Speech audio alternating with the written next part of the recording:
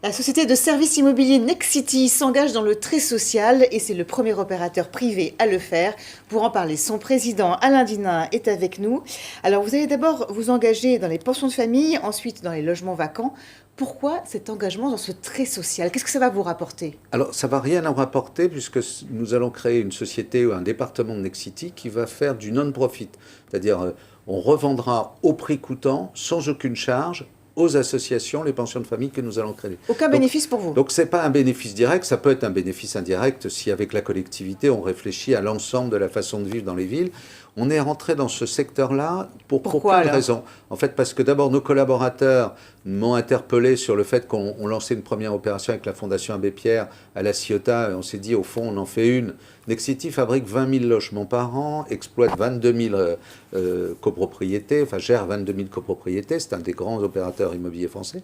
Et on n'est pas sur cette partie-là de notre clientèle ou de la clientèle. Alors c'est une clientèle particulière, parce que c'est une clientèle qui n'a pas de moyens.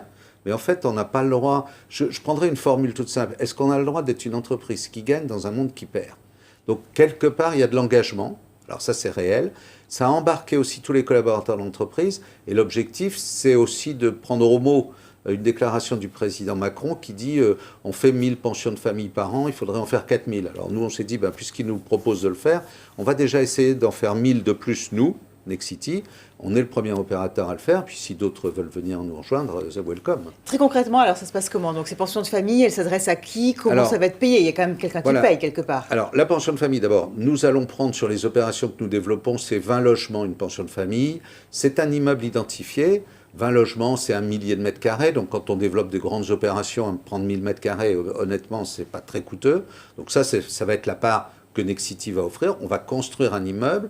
Cet immeuble va être ensuite pris en charge par les associations, Fondation Abbé Pierre, Habitat Humanisme, Adoma, Aurore, et ça va être attribué comment alors? Alors, c'est eux qui gèrent et qui mettent dans ces pensions de famille des gens qui sont ce qu'on appelle en rupture de vie.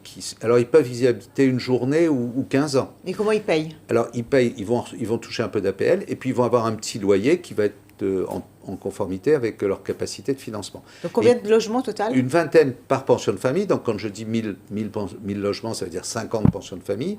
Ces pensions de famille, ensuite, elles vont être achetées par des opérateurs du très social ou par des fonds solidaires, peut-être même par des structures de Nexity, mais elles seront exploitées et gérées par les associations dont l'objectif est d'emmener les gens qui sont en déshérence à retrouver un parcours de vie plus normatif, plus normal. Alors, à côté de cette activité, évidemment, vous continuez à développer vos activités plus classiques. Comment est-ce que vous voyez le marché? On en est à la mi-année 2018.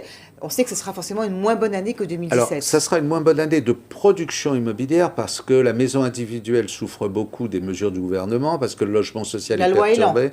Voilà, la loi Elan, mais aussi les mesures qui avaient été prises pour réformer tout le logement social, et puis les zones dans lesquelles on veut construire, mais dans les autres zones, du coup, on ne construit plus. Enfin, bon, donc c'est un marché qui va se contracter en volume, mais le marché reste extrêmement bon parce que les taux d'intérêt sont extrêmement bas, oui. La demande est très forte. On a de plus en plus de population. La France est un pays en croissance démographique.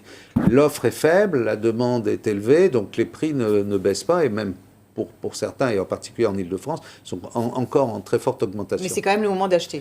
C'est toujours le moment d'acheter en immobilier parce que vous prenez un emprunt et que, surtout si vous êtes investisseur, une partie de votre emprunt est payée par les loyers que vous touchez. Donc quelque part, de toute façon, sur le plan économique, c'est toujours un bon sujet. Sur le plan démographique, la France va être en croissance de 4 millions de nouvelles familles dans les 20 prochaines années. Il faudrait donc construire 400 000 logements par an tous les ans. En raison de ce qu'on va appeler quelques errements politiques, en 2018 et en 2019, on va descendre en dessous de la barre des 300 000. Donc voilà, à un moment donné, on est toujours dans le même problème. Il n'y a pas assez d'offres, il y a une demande forte, et donc les prix ne peuvent pas baisser. Merci beaucoup Alain Dinin d'avoir été avec nous Merci sur ce plateau. Tout de suite, l'info continue sur LCI.